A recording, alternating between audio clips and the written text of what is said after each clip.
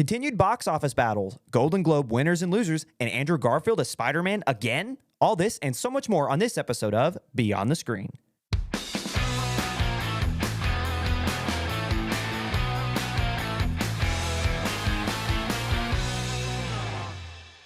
Hello, everybody, and welcome to a New Year's edition of Beyond the Screen, our first episode of 2025. My name is Ryan Gum, and I'll be your host today. I am joined, as always, by Jake Holtzclaw. Jake, what's up? What's going on, man? I am snowed in. Oh, what a way to start the year. I mean, it is absolutely abysmal outside. I think I was reading somewhere, it's the worst snow this area of the country has seen in 11 years, double digits in the inches. It's bad. Yep. So if you guys don't know, we are in Kentucky. Now, we do live about 2 hours apart, but we're seeing about the same amount of snow here.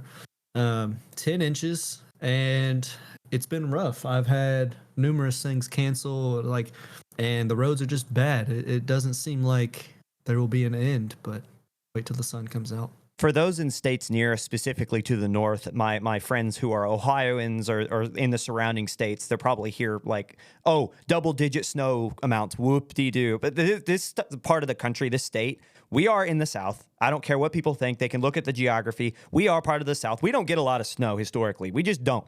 Kentucky weather's a little bit all over the place, but one thing has always been consistent. To get this much snow is rare. It's weird. And so, yeah, the state is it's kind of on shutdown right now. It's not good for the Commonwealth. So, but we're here still to give you film news. Snow's not going to stop us, even though the snow's piling up in my apartment, Jake. We're still doing the podcast. No. You left the window open. Yeah, just too long. Too much snow. I did go outside and track a bunch of snow in because I was trying to get my car unburied. I drive a small little vehicle, and so my tiny little guy did not last very long. But anyway, it's time for film news. Mufasa outruns Sonic in each film's third weekend in theaters. It finally happened. Mufasa has outpaced domestically Sonic. I've been trying to hold out hope that Sonic would hold pace, but Jake, I fear that your prediction in the very beginning of this was correct.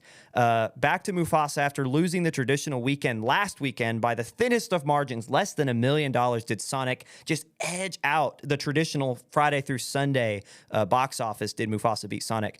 Mufasa finally tops the charts of this first weekend, which was January 3rd through the 5th, after earning another $24 million. The film has earned $168 million domestically and $476 million globally, which is a big number in 3 weeks. All of this despite a terrible opening weekend, which saw the film gross only $35 million compared to Sonic's $65 million. So the fact that we're seeing this turnaround, Jake, we talked a little bit before the podcast, and you had actually mentioned it on episodes previously of the podcast. What was Mufasa's goal in terms of what would be their success? And you would always say it was their longevity. It's one of those movies. So like the same with Lion King, even the live action one. Longevity is key, especially in the global market. Like I think that this movie, would you say, was almost half a million or half a billion now? So 460 million. We could see it, crossing that mark and continue on in the next few weeks. I mean, it'll stagger out, but I think it'll hit 600 million.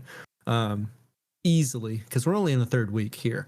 And secondarily, I'm looking at the stats on Box Office Mojo right now, and it's being shown in about 200 more theaters. Now, it is losing drastically more theaters in terms of how many theaters are showing it. So 3,925 currently are showing Mufasa, and then 3,746 are showing Sonic. And more theaters are actually dropping Mufasa. However, the gross for this week is not losing as much as Sonic is. So we lost 42% over last week, whereas for Mufasa it was 36.3%. It is truly the longevity. I think that number, that 10 or so, 8%, is the longevity speaking there. And we're only within, was it 19 million between the two? Not very total much gross? at all. Yeah. I mean, it's very close.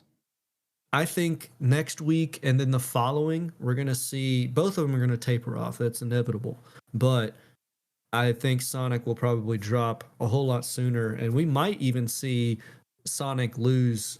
Like once that happens, the theaters will immediately start going in droves. Sonic will be dropped, and Mufasa will probably stay maybe a week longer. Yeah, there are a lot of big films coming out in 2025. We're kind of hurtling towards a big mark in March, even with we talked last week. It was Ryan Coogler's Sinners and Mickey 17 from Bong Joon-ho. So it'll be interesting to see as new films come out. What will each film? How will they continue to perform? Sonic is continuing to go down. Before we get to Sonic's numbers, that 19 million that Jake described, the difference between Sonic and Mufasa, that is a domestic number. International numbers a lot farther in the lead. I should say Mufasa is a lot farther in the lead with the international number. However, before we move on to Sonic and their numbers, the Lion King, or I should say Mufasa, the Lion King, needs to continue to gross, not just for our little bet that I think Jake is slowly reaching back across and pulling the Beyond the Screen bucks back his way because he's proving to be more and more right as the weeks go along. He played the long game and I did not. But that is not the only reason Mufasa needs to continue to do well besides our silly little bet. Moreover, Mufasa is a very, very expensive film. It cost, I think off the top of my head, it costs around 200 million or more to make, not counting marketing. On top of it, the film also, every time you get to distributors and you get to theaters, obviously those places showing get a cut of whatever is coming in terms of money flow and ticket sales. So this is a film, yes, it's grossed a ton of stuff internationally and domestically. It still really needs to continue to have this longevity because it's trying to break even. It still hasn't broken even yet in terms of earning money. So we'll see how Mufasa does. I think it's got everything. I'm not hopping over on the bandwagon. Jake, good job on your bet. Congratulations. I don't know if they have what it takes to really see what Disney will, or make it to what Disney will see as a success, but let's see what happens moving forward. Going to Sonic. Yeah, if Mufasa is shooting to break even on domestic alone, they have not done that, and they are off by 40 million. So their budget was 200 million, not including marketing. So which technically they've made their money back if we're going globally. But if the goal was to do it domestically, they might. I think it's, if you give them 2 weeks, they'll hit it. Definitely not the marketing total, but they'll make their money back by the time it's out. If they were trying to make another $1 billion entry, and if that's what they spent or set their budget to potentially earn, they've probably failed. I don't think it'll hit $1 billion. This will definitely hit over 500 million. So yes, we will see where this film continues. But looking at Sonic, continues with this trend of this back and forth between these two powerhouse films. Sonic directly behind Mufasa with 21.2 million on the weekend, also its third weekend in theaters. Thus far, the film has earned 187.5 domestically and 336 million internationally. Now, remember, Mufasa earned 476 million globally, so there's a bit of a difference. Yeah, Mufasa's starting to outpace Sonic on the global scale, but domestically, at least American fans and moviegoers are still tuning out to Sonic, even if it is by a slim margin. This film has already surpassed the original. The 2020, I think, is what the original Sonic came out in. Was it 2019, 2020, somewhere around there? Sonic 3 has already outgrossed the original and is going to outgross Sonic 2. It's very, very close.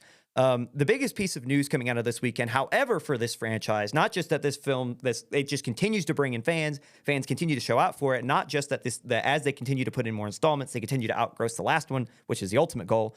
The franchise has surpassed $1 billion in the worldwide ticket sales for the franchise in and of itself, and a fourth installment was already greenlit with Jim Carrey absolutely expressing his interest in returning as Dr. Robotnik. Jake, what are your thoughts on just everything? Just specifically, what is success for Sonic? Yeah. So I'm not sure what you can attribute it to. I think Shadow helps a lot. I think there's there's this following of Shadow the Hedgehog that helps a lot in this movie alone. But secondarily, I mean, you got Jim Carrey as well. And then I think Sonic has somewhat solidified himself as a character that people like. People like what they've done with Sonic as a movie character. And then that script, if it was gold plated already for number 3, I want to know if they diamond encrusted that fourth script to get Jim Carrey already interested, Yeah. It looks like he's having fun. What else could you do? It just looks like the man's having fun. Yeah, I don't. Yeah, maybe that's what it is. He's truly actually having fun while creating a movie. Whereas before it was he took a little sabbatical and he's like, "Yeah, I'm retired. I'm done." But now it's two Sonic movies later, and it's like, "All right, Jim Carrey, how do you feel about movie making now?" Yeah. Jeff Fowler, Jim Carrey's like, I'm retired. And Jeff Fowler, the director of the franchise, the Sonic franchise, is like, all right, come on. Here you go. It just, I love the idea that he handed him the script, but instead of it being in black ink, it was just yellow. He said, here you go. Yeah. It's like, all right, man, listen, blue hedgehog. And so Jim Carrey's like, yes.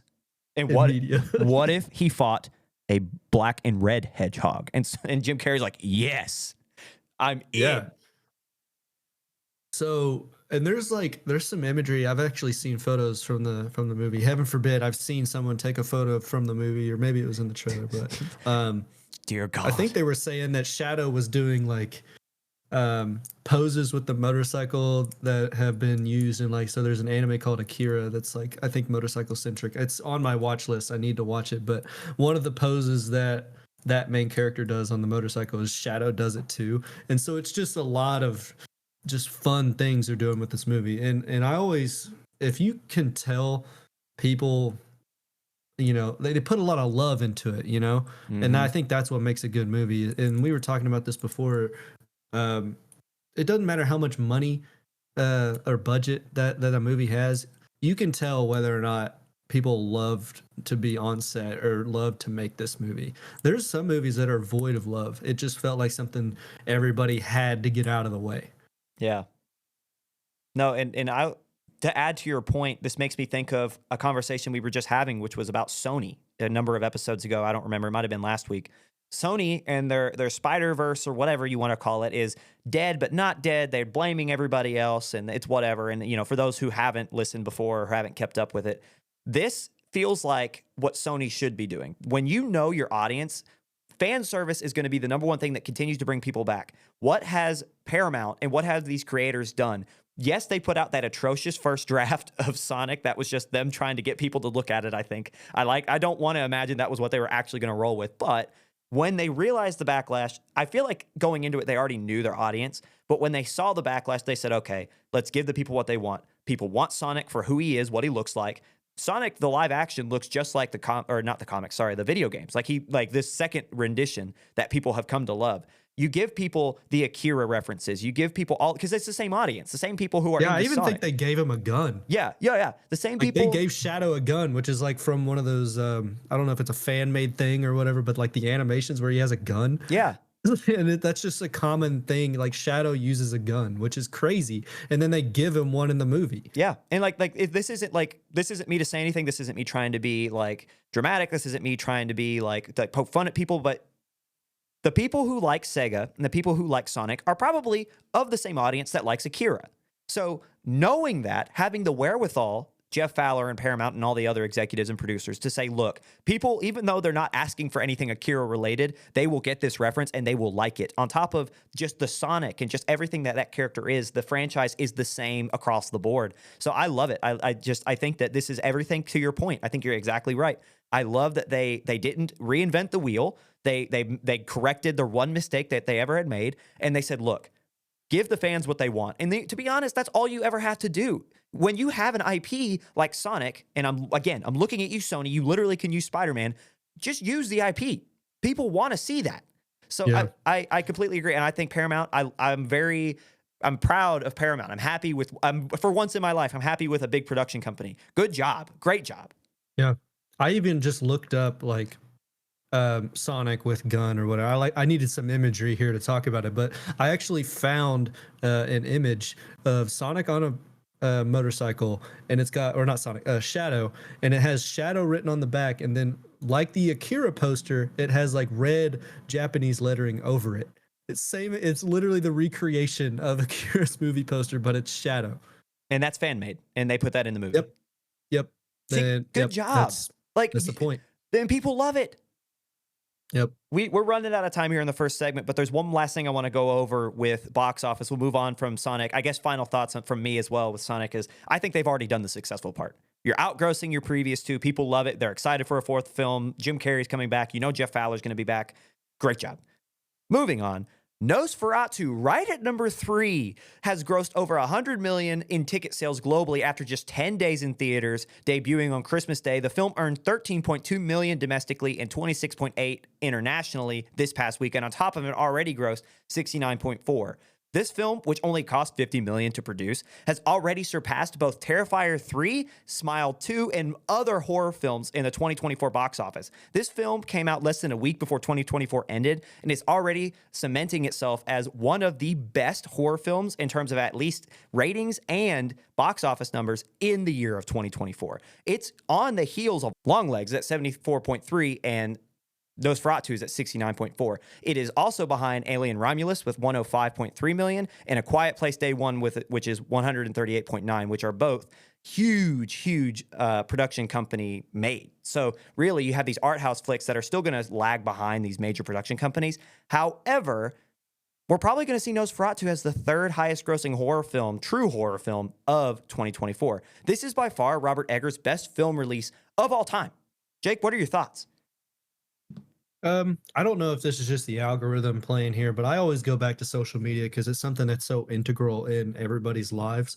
I've been seeing a lot of Nosferatu just for the plain and simple reason. If you've listened to a review, you know that man is an insatiable hunger, both sexually and physically. So I've seen a lot of memes where it's just like, just making fun of that point where Nosferatu wakes up and all he craves is a woman, you know. So I think that is the reason. I'm actually looking at the stats here. It may not have done as well as its opening week, but 140 theaters picked it up after its first week. So I don't know if that's, you know, theater owners or whoever decides that a theater is going to play it is seeing this tick in social media buzz on it and the memes and are picking it up and hopefully getting ticket sales off of that or what. But I think it's like we said in the review, Nosferatu is not for everybody,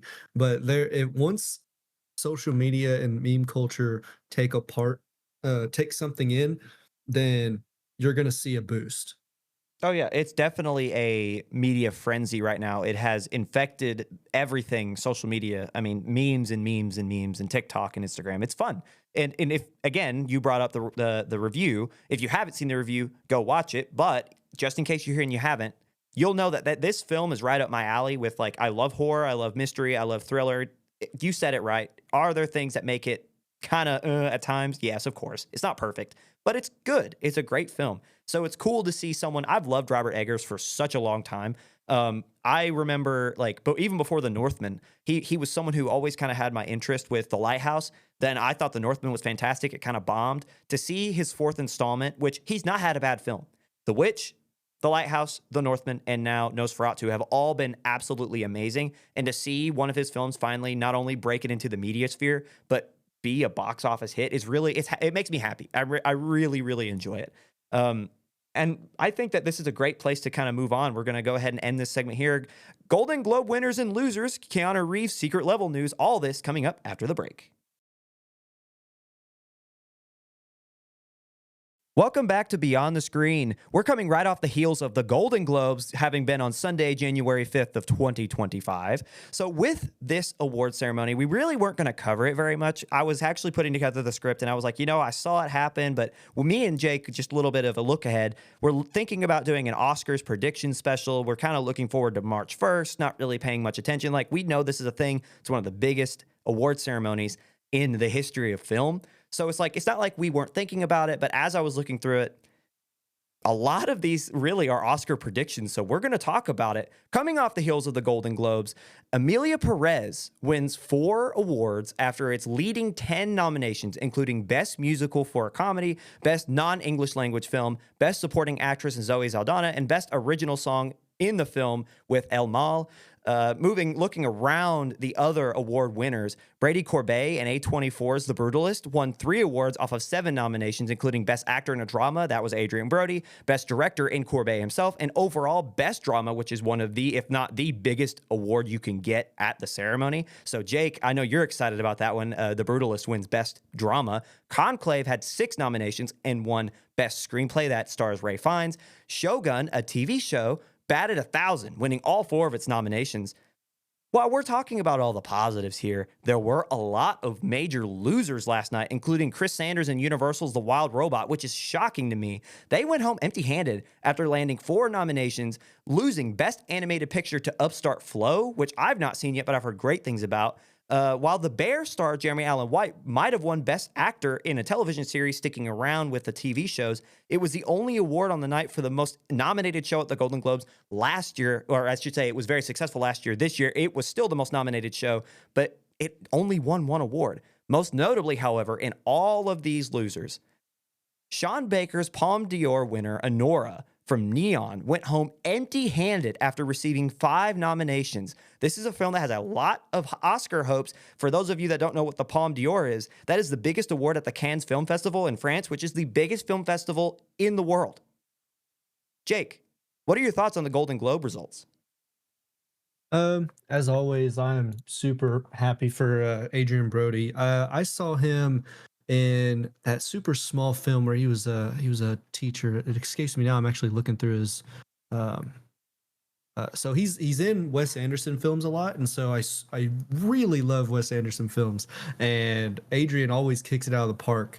But after watching the one where he's a teacher, it was a little bit more dark, and it's just more of a tragedy. And then I immediately went and watched The Pianist immediately after, double feature Mistake. style. And now I'm like, I can't wait to watch The Brutalist now, especially since it's won these 3 Golden Globes. It just means to me that Adrian Brody's performance and the overall movie, I am like oozing excitement, I guess, and I couldn't explain it more to my girlfriend. She's like, I guess I'll watch it with you. I mean, it's a historical drama. It can't be like can't be something like an action film, it's not necessarily, but from what I'm hearing, it's amazing, and I can't wait. Adrian Brody, you've been talking about this film a lot in the last few weeks. And now, if you remember, this is a limited release, only I think in 8 theaters to date from A24. As I said recently, Jake has been talking about this film a lot. He's very excited, as you just heard, to see this.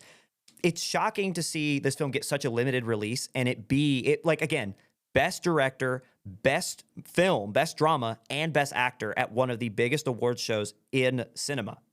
So I think that's going to show, or that has a lot of implications for what comes down the line at the Oscars in the next few months. For me, I think the biggest shocker moving away from The Brutalist, as I said, to the very end of all of it, one, I guess there's 2 of them. One, The Wild Robot not winning Best Picture, shocking to me. I feel like that film, it had to have been maybe not the first. I think the first highest grossing animated film of the year had to go to Moana 2 or Inside Out, one of the Disney films. But this was right up there with them from DreamWorks. This is right up there with the highest grossing of the year. This was one of the most critically acclaimed animated features of the year. For it not to win Best Animated Feature is shocking to me. And to double that up, Honora, I just can't believe that this film, which everyone talks about it. Like we talk about how The Brutalist, its only sites, its release date, its limited theatrical run was aimed towards award ceremonies, was aimed towards Oscar season. Honora had a lot of the same hopes and dreams. To see them be gashed like that is shocking. Yeah. And as well, I've watched The Wild Robot, and then I watched Wallace and Gromit also in like a double feature style. And I was pleasantly surprised. Like, I really liked Wild Robot. Now, do I think it's going to be like a Toy Story level classic?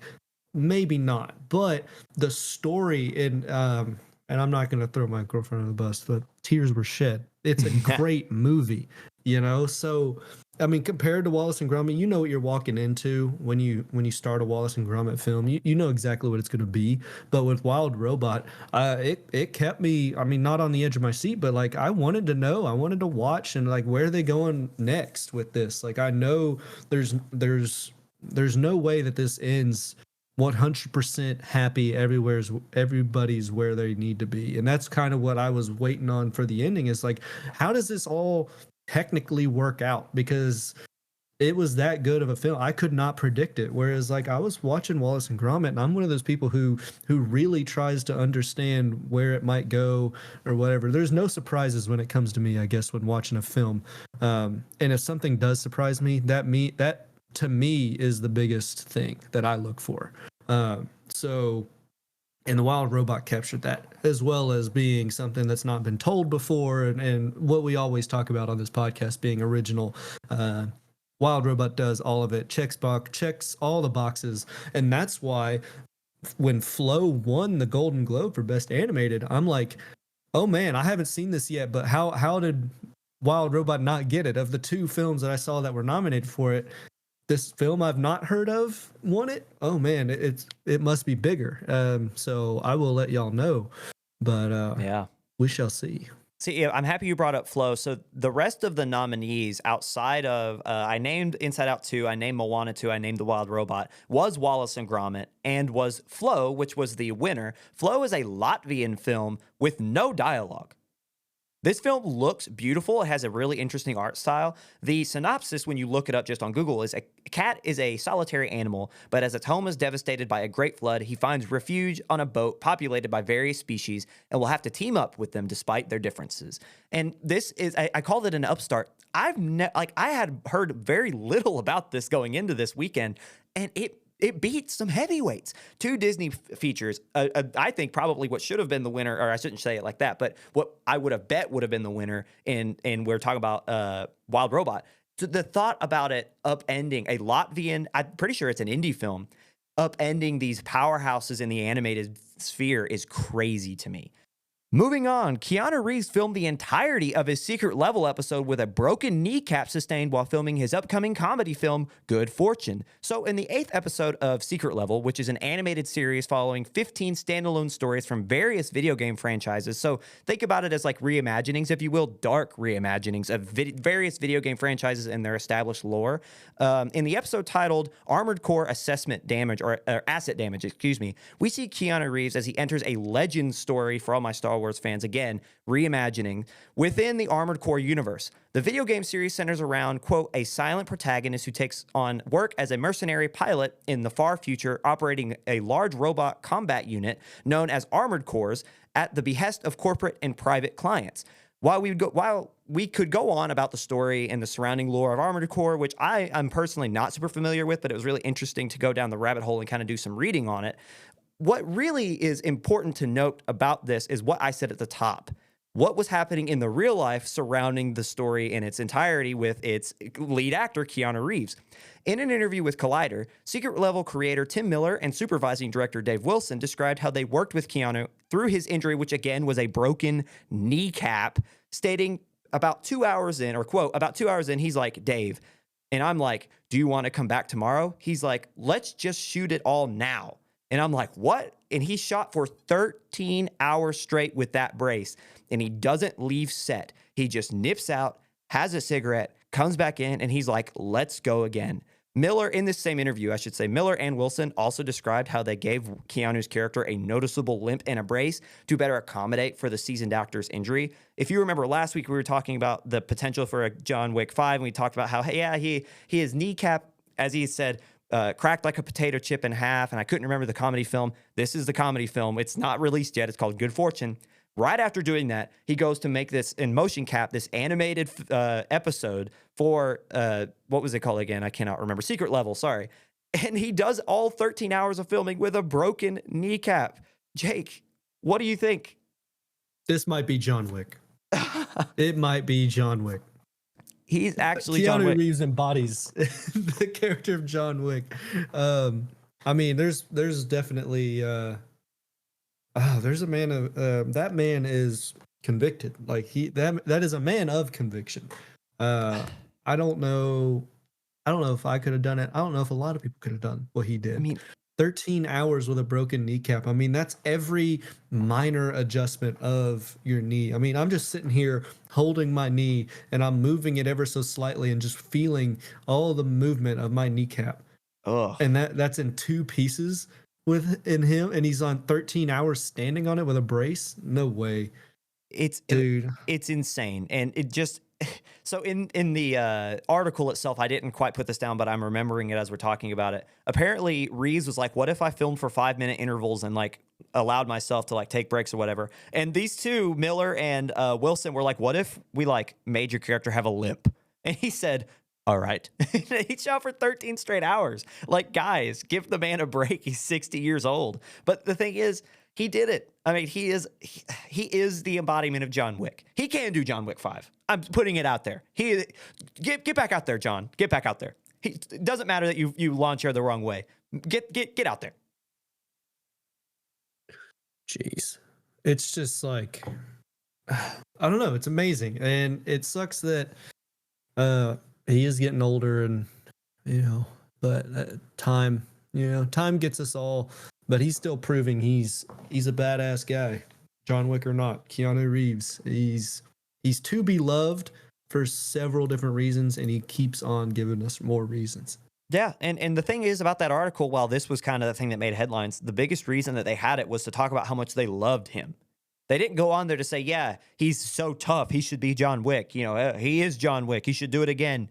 They really got in front of a mic, or at least in front of a journalist in their pen, was to say, look, this guy is awesome. Like, everything working with him was what everyone talks about. Like, he is just such a good guy. And it just so happened that his kneecap was broken. He filmed for 13 hours straight and would just take cigarette breaks and come back and do apparently wonders. I've not seen the episode yet, but apparently the series, it's gotten some pushback. I've seen specifically on the crazy Pac-Man take. I don't really know much about the story myself. I could tell you what I think I've seen, but it's gory, and these are really, really interesting reimagines for things that I never would have thought. Again, 15 standalone stories and 15 different video game universes about like weird legend stories. It's interesting. That's really all we have for that segment. So coming up after the break, we have more DCU news. Andrew Garfield speaks out, and the first trailer for Bleecker Street's Love Me coming up after the break. Hello, everybody, and welcome back. If you've made it this far, we really appreciate you. Thank you so much for sticking out with us. We love you guys, and just give us a like, give us a share, do all that fun stuff. But if you don't want to, we completely understand. We're not going to hold it against you. But again, we really appreciate you making it this far into the episode. Can't thank you enough for starting 2025 on a high note with me and Jake in film news and all what's love and glory in Hollywood. Going right into the segment, Jason Momoa has been officially cast in the DCU as the villainous Lobo and will appear in the upcoming film Supergirl, Woman of Tomorrow, starring Millie Alcock. Lobo, an intergalactic bounty hunter with the power to regenerate from injury at superhuman speed and is essentially immortal, filming is set to begin this month with a target release date of July 26, 2026. Also, within the DCU, we got a few more pieces of news here. In an interview with Josh Horowitz of the Happy Sad Confused podcast, Nosferatu and It star Bill Skarsgård made some interesting comments about his interest in joining James Gunn and Peter Safran's DCU as some iconic character, stating, quote, "I have a really effing cool Joker in me," which just fits beyond comprehension. Skarsgård went on to say he'd be down to also play Batman, or interestingly, both, which, okay, that's not one I've thought of before. And the last thing, speaking of Batman, in a surprising update, Matt Reeves confirms to Deadline at the red carpet of the Golden Globes that the Batman 2 will officially film this year, or at least begin filming this year, stating, quote, "We're doing something where the story continues from, but I hope that people will be surprised by." Jake, with a lot of news regularly coming out of the DCU, you got James Gunn speaking a ton. What are you most interested in? Well, Skarsgård's just talking about, I don't doubt that he could have a mean Joker in him, but I don't know if that's got any validity to it or not. It would be funny to see the same actor playing both characters. I think there might be something there. But in terms of what I'm most excited about, obviously Batman 2. Cannot wait for that. Glad they actually put something for this year to start filming. And then Jason Momoa, we're still fleshing out the DCU here. So Mhm. Is it directed, Supergirl directed by the same ones doing the Superman movie now? I think so. I think James Gunn's doing both. Okay. So theoretically, if the Superman movie does well, Supergirl might follow in its footsteps. As long as they don't make um, Jason Momoa the next Black Adam, is what I worry. You know, Yeah, because Lobo's supposed to be an intergalactic bounty hunter who can go toe to toe with Superman. yeah. Apparently, this is a character that Jason Momoa has gone on record to say, "I love this guy." Like, this is a guy that Jason Momoa really wanted to play. That's who he thought he was going to play in the DCEU with Zack Snyder. Didn't quite happen. He got Aquaman. But this is a Mhm. guy he obviously connects with. He's obviously wanted to play. So I think James Gunn will let Jason Momoa just be Jason Momoa. In Yeah. terms, oh, sorry, go ahead.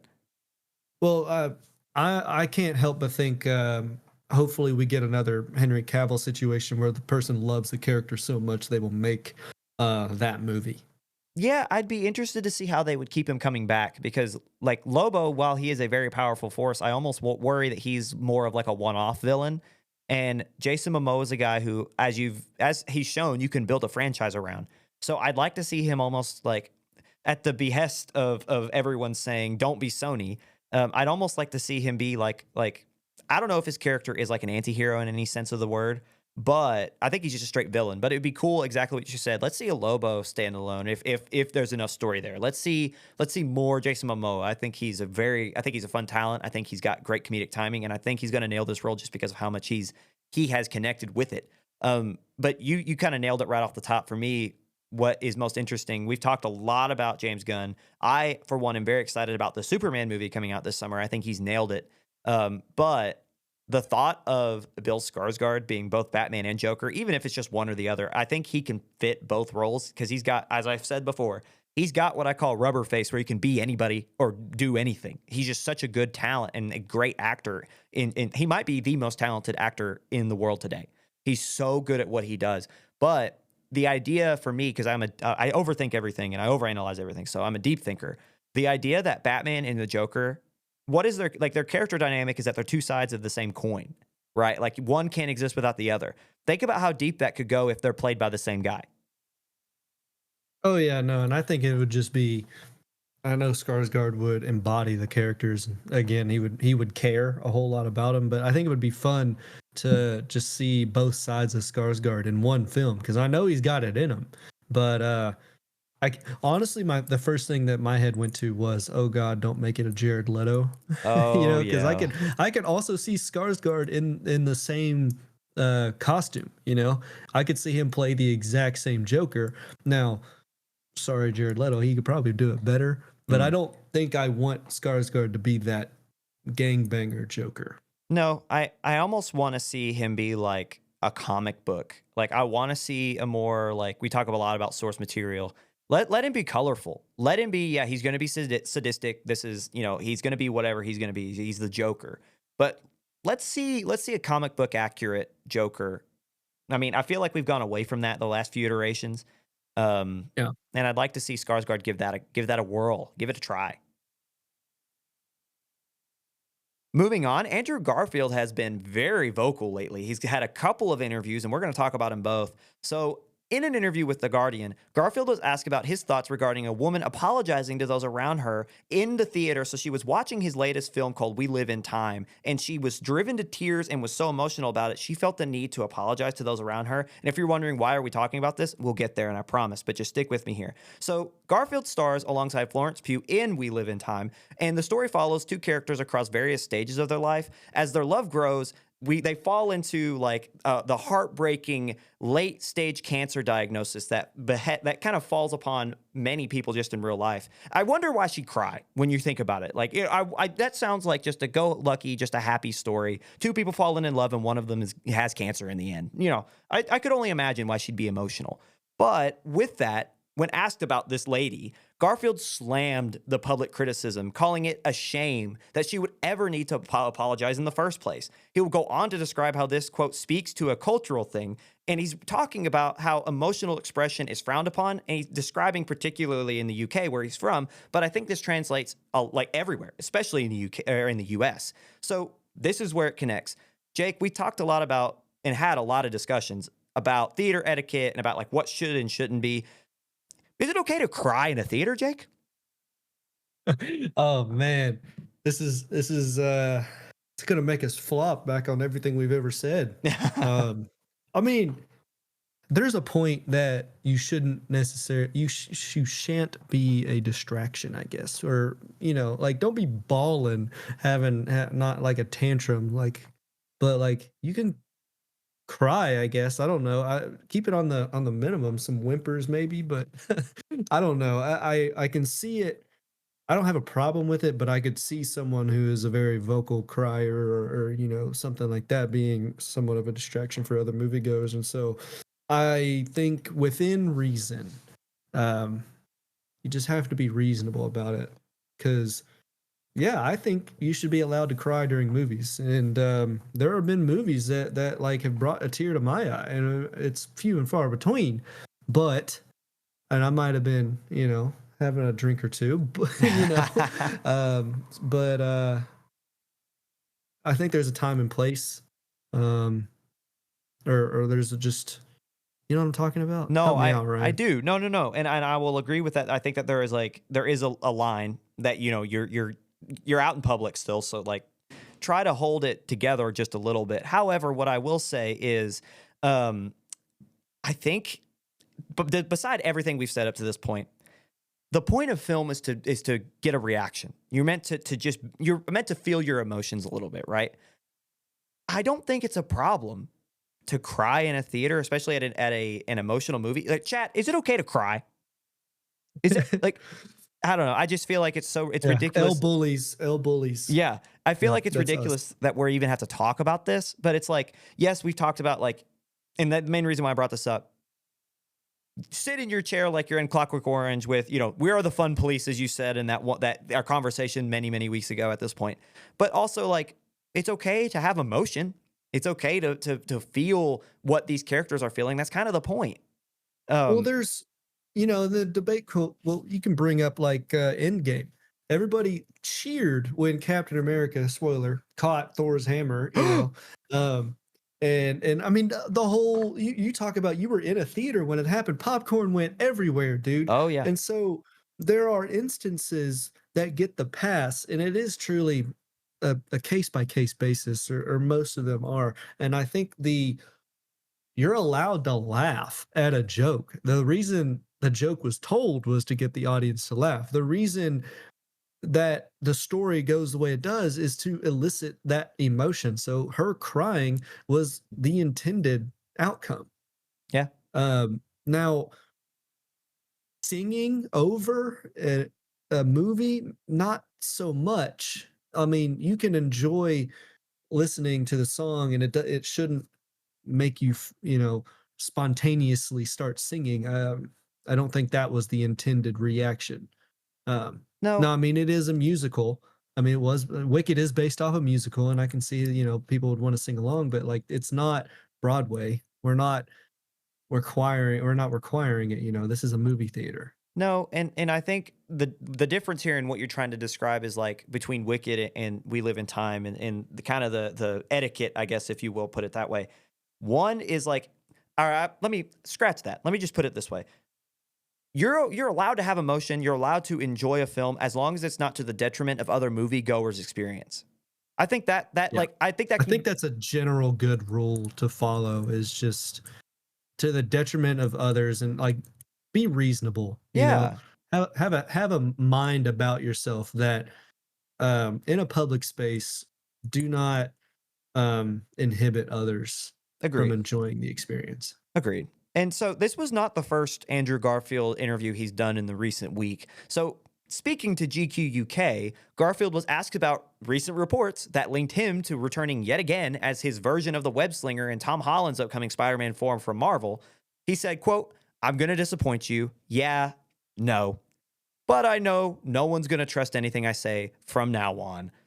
Jake, do you think we'll see the Amazing Spider-Man once more? Or are we just kind of are we hoping? Are we asking with our chest? Are we reporting with our hopes and dreams? Not in Tom Holland's. Um, and I mean, I'm gonna trust him. I'm gonna say he's not gonna be in. There's no way. There's no way they'd have him again in Spider-Man 4 with Tom Holland. Feels I a little don't think it's gonna forced, happen. doesn't it? Feels a Do little what? forced. It's it's a money grab. Yeah, It's yeah, it worked last time. And well, that's what made the first time special. You yeah, start throwing any Spider-Man you want into a Tom Holland film, then it's kind of like, okay, what was the point of the other one? They all got sent back. It was supposed to be a happy story. Why the hell are we seeing them again?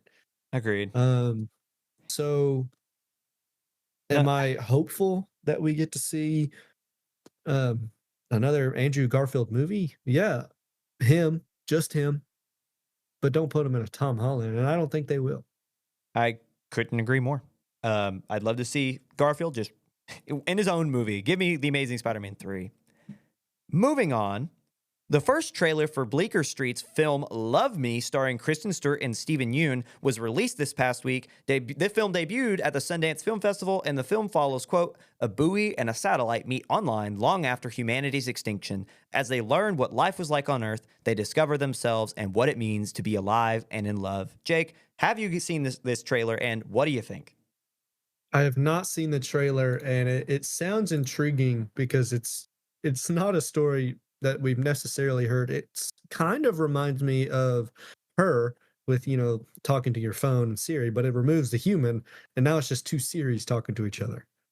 Yeah, So, so I've watched the trailer and it seems really intriguing. I think if I reading in between the lines correctly, the two like I don't know if they use AI, I don't know what they're doing, but it's almost like they link up and they kind of embody two content creators.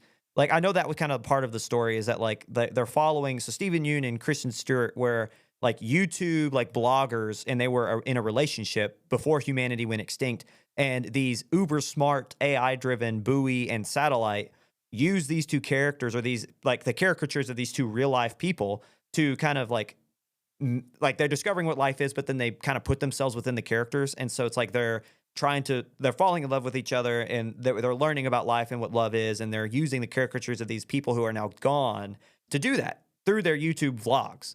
um and so it seems to me like they are like like I think if I remember like correctly from the trailer, they physically touch, and I think that like that is the embodiment of like what they have synced up to do from an AI perspective. So like they're putting themselves in these caricatures and all that. So I I'm intrigued. This seems like I read somewhere that I don't remember who said it. I was just kind of scrolling, but someone described it as like Wally if it was dramatic in live action. Is kind of what mhm. the idea or the feel anyway. Not so much the story, but like it feels like a live action dramatic Wally, which I think Wally's the best animated film of all time. So they had me. I was very intrigued at not only the premise, but then I read that and I was like, hmm. So we talk about originality in film and how a lot of people think it's dead, and it's just about if you go and find it, and here it is. Here it is. Yeah, if you want something new, something fresh, never heard of this before, a buoy and a satellite use AI to give themselves bodies and they fall in love. What is more original than that? I don't know. Maybe Andrew Garfield and Tom Holland Spider-Man 4. Yeah. That that can't be getting much original than that, but no. So I look forward to this. Um, is there a release date Not for that it? I've seen Not yet. the first trailer came Mm. out, but I'm sure that there is one. I just haven't seen it. Okay. So it's gonna be one of those I'm gonna keep my eye out for, and it's not necessarily something I'm super interested in, but if it does really well and it proves itself to me, um, I'll probably go watch it. All right. And that, ladies and gentlemen, that's been our show. Thank you so much for listening. Give us, as I said before, give us a review, give us a like, comment, take part in the poll if there is one. Do your thing, interact. We would love to hear your opinions. Jake, any thoughts before we let the people go? Yeah, I think I could probably play Batman and Joker at the same time. I don't think it'd be that hard. I think you'd kill it. I think your long hair would Oh yeah, really. I'm literally already Batman, so You are. I've never seen I'm you guys in halfway the there. same location. Your long hair would Okay. really. Can you imagine? Like you look up and you see Batman running away. You see his cape, and draped over his cape is just locks of hair. Locks of hair. Yeah, well, that and then also I have Heath Ledger's like greasy hair sometimes, so Ooh. it'll work out. I feel like in between takes you forgot to take off the greasy hair, like whatever, like the oil, and you put on the cowl, so you have the Heath Ledger greasy hair flowing down the cape. It's like leaving Yeah. like wet marks on the cape as you run. Ew. Yeah. Anyway, That's been thank you our for the show. image, Ryan. Oh, you're very welcome. That's been our show, ladies and gentlemen. Thank you so much, and we'll see you next week.